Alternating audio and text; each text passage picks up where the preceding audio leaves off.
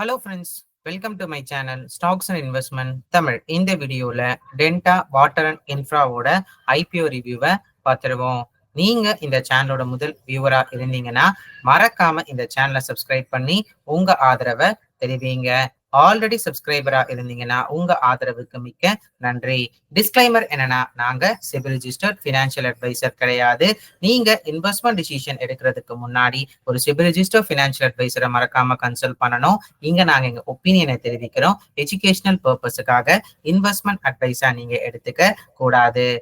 இந்த company 2016 start பண்ண company. இவங்களோட மெயின் பிசினஸ் என்னன்னு பாத்தீங்கன்னா, இந்த கிரவுண்ட் வாட்டர்ஸை இம்ப்ரூவ் பண்றதுக்கு தேவையான இந்த வாட்டர் ட்ரீட்மெண்ட் ஃபெசிலிட்டிஸை பண்ற கம்பெனியா இருக்காங்க. அது மட்டும் இல்லாம ஒரு காஃபி பிளான்டேஷன் இந்த கம்பெனி வச்சிருக்காங்க. ஒரு ஹோட்டலும் இந்த ரெசார்ட்டும் இந்த கம்பெனி வச்சிருக்காங்க. ஸோ இந்த கம்பெனியோட மெயின் பிசினஸ் எங்க இருக்குன்னு சொல்லி பாத்தீங்கன்னா, கர்நாடகால தான் மெயின் பிசினஸும் இருக்கு. மெயின் ரெவன்யூவும் அந்த ஊர்ல தான் இந்த கம்பெனி எடுத்துட்டு இருக்காங்க. இப்போ இந்த கம்பெனியோட பினான்சியல்ஸ் பாத்துருவோம். இந்த கம்பெனி 2022 டோட்டல் ரெவன்யூவா 119 கோடி பார்த்திருக்காங்க.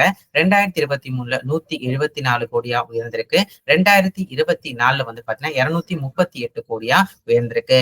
ரெவன்யூ growth இந்த கம்பெனிக்கு 21 to 22 272% அளவுக்கும், 22 23 45% அளவுக்கும், 23 to 24 36% அளவுக்கும் உயர்ந்திருக்கு. இந்த கம்பெனியோட ஆப்ரேட்டிங் எபிட்டா மார்ஜின்ஸ் பெர்சன்டேஜ் 43 38 33% இருந்திருக்கு. பேட் மார்ஜின்ஸ் இந்த கம்பெனிக்கு பாத்தீங்கன்னா 32 28 25% இருக்கு. ஸோ பேட் மார்ஜின்ஸ் இந்த கம்பெனிக்கு குறைஞ்சிருக்கு. பட் ஓவராலா ப்ராஃபிட் இந்த கம்பெனிக்கு உயர்ந்திருக்கு. ஸோ ப்ராஃபிட் ஆஃப்டர் டாக்ஸ் பாத்தீங்கன்னா 38 கோடி 50 கோடி 59 கோடியா உயர்ந்திருக்கு. 6 months ஃபினான்ஷியல் 2025 அது 24 கோடியா உயர்ந்திருக்கு. இந்த கம்பெனியோட ஆப்ரேட்டிங் ஆக்டிவிட்டிஸ் கேஷ் ஃப்ளோ எடுத்து பார்க்கும் பொழுது 2022 சரி, 6 months ஃபினான்ஷியல் 2025 சரி நெகட்டிவ்ல இருக்கு. மற்ற 2 வருஷம் ஒரு பாசிட்டிவ் ஆப்ரேட்டிங் கேஷ் ஃப்ளோ இருக்கிற கம்பெனியா இருக்காங்க. நெட்வொர்க் 188 கோடி அளவுக்கு இருக்கு. Return on equity percentage 36%, return on capital employed 76%, EPS 31 ரூபாய் 11 பைசாவும் ஃபினான்ஷியல் 2024 டேட்டால அன்பில் ரெவன்யூ, அதாவது இவங்க இந்த ஒர்க்கை முடிச்சிட்டாங்க, ஆனா அந்த ஒர்க்குக்கு இன்னும் இன்வாய்ஸ் ஜென்ரேட் ஆகாத ரெவன்யூ மட்டுமே கிட்டத்தட்ட 6 months ஃபினான்ஷியல் 2025 44 கோடி அளவுக்கும், இதே ஃபினான்ஷியல் 2024 42 கோடி அளவுக்கு இருக்கு. இதை நீங்க மறக்காம ஞாபகம் வச்சுக்கோங்க. ஏன்னா கடந்த 3 வருஷம் இந்த அன்பில் ரெவன்யூ இன்க்ரீஸ் ஆயிருக்குங்க. இந்த கம்பெனியோட டெப்ட் பர் ஈக்விட்டி ரேஷியோ 0.01 இருக்கு. ஸோ ஆல்மோஸ்ட் ஒரு டெட் ஃப்ரீ கம்பெனியா இருக்காங்க. ஆர்ஹெச்பிலும் அதையே சொல்லியிருக்காங்க. ரிட்டர்ன் நெட் வொர்த் பெர்சன்டேஜ் 36.36% இருக்கு. இந்த கம்பெனியோட லிஸ்டட் பிஎஸ் யாருன்னா பாத்தீங்கன்னா வாட்டெக், வபாக் அண்ட் இஎம்எஸ் லிமிடெடா இருக்காங்க. ஸோ இபிஎஸ் பொறுத்த வரைக்கும் இவங்க பிஎஸ் விட குறைவாகவும், ரிட்டர்ன் நெட் வொர்த் பெர்சன்டேஜ்ல இவங்க பிஎஸ் பண்ணிருக்காங்க. நெட் அசெட் வேல்யூவா இருந்தாலும் சரி, ரெவன்யூவா இருந்தாலும் சரி, இவங்க பிஎஸ் இவங்களை விட அதிகமாவே இருக்காங்க. இந்த கம்பெனியோட IPO date 22 to 24 January 2025. IPO price 279 ரூபாய் 294 ரூபாய் ஒரு ஷேர் இருக்கு. என்டையர்லி ஃப்ரெஷ் இஷ்யூ ஐபிஓ 220 கோடிக்கு. லாட் சைஸ் 50 ஷேர் 14,700 ரூபாய் இருக்கு. ஃபேஸ் வேல்யூ 10 ரூபாய் ஒரு share. Retail allocation 35%. Listing on NSE and BSE. இந்த கம்பெனியோட ஓப்பனிங் டேட் பார்த்தாச்சு. Allotment date 27 January 2024. Initiation of refunds 28 January 2024.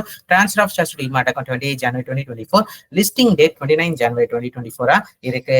இப்போ இந்த கம்பெனியோட பாசிட்டிவ்ஸ் பார்த்துருவோம். ஸோ இந்த கம்பெனி இன்கார்பரேட் பண்ண அந்த நாள்ல இருந்து இப்போ வரைக்கும் 32 ப்ராஜெக்ட் இந்த வாட்டர் மேனேஜ்மெண்ட் இன்ஃப்ராஸ்ட்ரக்சர் டெவலப்மெண்ட்டுக்கு செஞ்சு கொடுத்துருக்காங்க.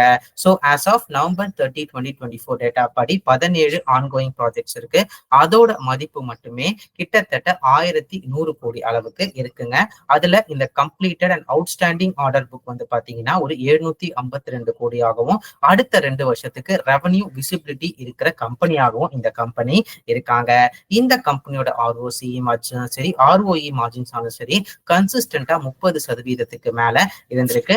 டெப்ட் இல்லாத கம்பெனியாகவும் இருந்திருக்காங்க. அவங்களோட ஆர்ஹெச்பி எடுத்து பார்க்கும் பொழுது இந்த கம்பெனியோட ரிஸ்க் ஃபேக்டர்ஸ் பார்த்துருவோம். ஸோ இந்த கம்பெனி November 30, 2024 டேட்டா படி maximum revenue, maximum order book எந்த ஊர்ல இருந்து வருதுன்னா கவர்மெண்ட் ஆஃப் கர்நாடகால இருந்து வருதுங்க.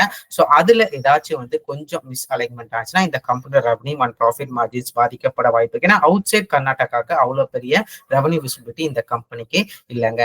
அது மட்டும் இல்லாம பாஸ்ட்ல இவங்க ப்ரொமோட்டர்ஸ் மேல வந்து இந்த லோக் ஆயுக்தா வந்து பாத்தீங்கன்னா ஒரு என்கொயரி நடத்திருக்காங்க. அது செட்டில் ஆயிருக்கு. திருப்பி அந்த கேஸ் ரிவோக் ஆனா இந்த கம்பெனி வந்து கொஞ்சம் பாதிக்கப்பட வாய்ப்புகளும் இருக்கு.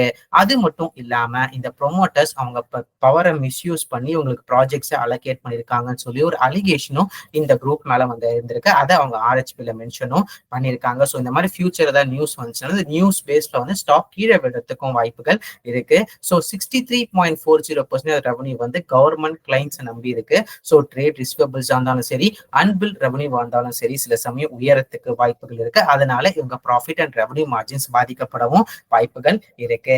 இந்த கம்பெனியோட வேல்யூவேஷன்ஸ் பார்த்துருவோம். ஸோ இந்த கம்பெனி லிஸ்டட் பிஎஸ்ஆ வாட்டெக் வபாவும் இஎம்எஸ் லிமிடெடும் சொல்லியிருக்காங்க. ஸோ அவங்க 27 டைம் 36 டைம்ஸ் ஏர்னிங்ஸ்ல இருக்காங்க. இண்டஸ்ட்ரி ஆவரேஜும் ஆல்மோஸ்ட் வந்து ஒரு 30 டைம்ஸ் கிட்ட இருக்கு. இவங்க கேட்கிற வேல்யூவேஷன்ஸ் வந்து 16 டைம்ஸ் ஏர்னிங்ஸ் வந்து கேட்கறாங்க. இது இவங்க பியர்ஸை கம்பேர் பண்ண சொல்ல குறையுது, இண்டஸ்ட்ரி ஆவரேஜை கம்பேர் பண்ண சொல்ல குறையுது. அது மட்டும் இல்லாம இவங்களோட ரீசன்ட் சிஏஜிஆர் growth வந்து 26% அளவுக்கு இருந்திருக்கு. ஸோ நீங்க அதை ஆல்ரெடி பார்த்துருப்பீங்க. அந்த அளவுக்கு பார்க்கும்போது உங்க வேல்யூவேஷன்ஸ் வந்து இன்லைன் வித் இட்ஸ் ஏர்னிங்ஸா தான் வந்து நான் பாக்குறேன். இந்த கம்பெனியோட கன்க்ளூஷன் பாத்துருவோம். ஸோ ஓவராலா இந்த கம்பெனி வந்து ஒரு ரைசிங் செக்டார்னா இந்த வேஸ்ட் வாட்டர் ட்ரீட்மெண்ட், அதுக்கப்புறம் இந்த கிரவுண்ட் வாட்டர் ட்ரீட்மெண்ட் ப்ராஜெக்ட்ஸ்ல வந்து இருக்காங்க. ரீசெண்டா லிஸ்டான என்விரோ இன்ஃப்ரா இன்ஜினியர்ஸும் சரி, இஎம்எஸ் இருந்தாலும் சரி, வாட்டெக் பாபா இருந்தாலும் சரி, அதுக்கப்புறம் அயன் எக்ஸ்சேஞ்சா இருந்தாலும் சரி, இந்த மாதிரி கம்பெனிஸ்லாம் ரீசெண்டா வந்து ஜல் ஜீவன் மிஷன்ஸ், அதுக்கப்புறம் கவர்மெண்ட் இனிஷியேட்டிவ்னால நல்ல வேல்யூ வந்து பார்த்திருக்காங்க. ஸோ அதுல இந்த ஸ்டாக்கும் வந்து இன்வால்வ் ஆகிறதுக்கு வாய்ப்புகள் வந்து இருக்கு. டெப்ட் இல்லாத கம்பெனியா இருக்காங்க. வேல்யூவேஷன்ஸும் வந்து அவங்க ஏர்னிங்ஸ் growthக்கு இன்டெல்லாம் இருக்கிறத நான் பாக்குறேன். பிஎஸ் அண்ட் இண்டஸ்ட்ரி ஆவரேஜ் கீழே இருக்கு. டெப்டும் 0வா இருக்கு. ப்ராஃபிட்டபிலிட்டியும் வந்து நல்லபடியா இருக்கு. 2 இயர்ஸ்க்கு ரெவன்யூ விசிபிலிட்டியும் வந்து இருக்கு. பட் இந்த கம்பெனிக்கு வந்து பாத்தீங்கன்னா ஒரு 3 ரெட் பிளாக் வந்து பாக்குறேன். ஆப்ரேட்டிங் ஆக்டிவிட்டிஸ் இந்த ஆஃப் இயர் ஃபினான்ஷியல் 2025 நெகட்டிவா இருக்கு. அன்பில் ரெவன்யூவும் இன்க்ரீஸ் ஆயிட்டே வந்து இருக்கு. ட்ரேட் ரிசீவபிள்ஸும் இன்க்ரீஸ் ஆயிட்டே இருக்கு. ஆப்ரேஷன்ஸ் வெறும் கர்நாடகாவை நம்பி இருக்கிற கம்பெனியாகவும் இருக்காங்க. ஸோ இந்த 3 காரணங்களால, ஸோ ரைசிங் இண்டஸ்ட்ரியா இருக்கிற காரணங்களாலையும் இந்த கம்பெனிக்கு வந்து இப்போதைக்கு ஐபிஓ பிரைஸ் ஒரு ஸ்டாப் லாஸா தேவைப்படுதுன்னு நினைக்கிறேன். ஸோ இந்த ஆப்ரேட்டிங் ஆக்டிவிட்டி கேஷ் ஃப்ளோ நெகட்டிவா இருக்கனாலும், ட்ரேட் ரிசீவபிள்ஸ் அன்பில் ரெவன்யூ இன்க்ரீஸா இருக்கனாலையும் சரி, அதே மாதிரி கவர்மெண்ட் ரிலேட்டட் என்டிட்டிஸ் இவங்க ரெவன்யூ இருக்கிறனாலையும் slightly risk involving IPO price வந்து ஒரு ஸ்டாப் லாஸா தேவைப்படுதுன்னு சொல்லி நான் நினைக்கிறேன். நாம இந்த ஐபிஓல அப்ளை பண்ண விரும்பினா இந்த கம்பெனியோட கரண்ட் கிரே மார்க்கெட் பிரீமியம் 15.31% இருக்கு. 45 ரூபாய் ஒரு ஷேருக்கு லிஸ்டிங் தரத்துக்கு வாய்ப்புகள் இருக்கு. ஸோ இதெல்லாமே என்னோட பர்சனல் வியூ. நீங்க இந்த மாதிரி ஐபிஓலயோ ஸ்டாக்லயோ இன்வெஸ்ட் பண்றதுக்கு முன்னாடி ஒரு தடவை உங்க ஃபினான்ஷியல் அட்வைசரோ இல்ல செபிரிஜிஸ்டோ ஃபினான்ஷியல் அட்வைசரை மறக்காம கன்சல்ட் பண்ணுங்க. இங்க நாங்க எங்க ஒப்பீனியனை தெரிவிக்கிறோம். எஜுகேஷனல் பர்பஸ்க்காக இன்வெஸ்ட்மெண்ட் டிசிஷனா நீங்க எடுத்துக்க கூடாது. இந்த வீடியோ உங்களுக்கு பிடிச்சிருந்தா லைக் பண்ணுங்க. ரெகுலர் வீடியோ அப்டேட் பெல் ஐகானை கிளிக் பண்ணுங்க. மறக்காம stocks and investment Tamil channel subscribe பண்ணுங்க. தேங்க்ஸ் ஃபார் வாட்சிங் stocks and investment Tamil channel.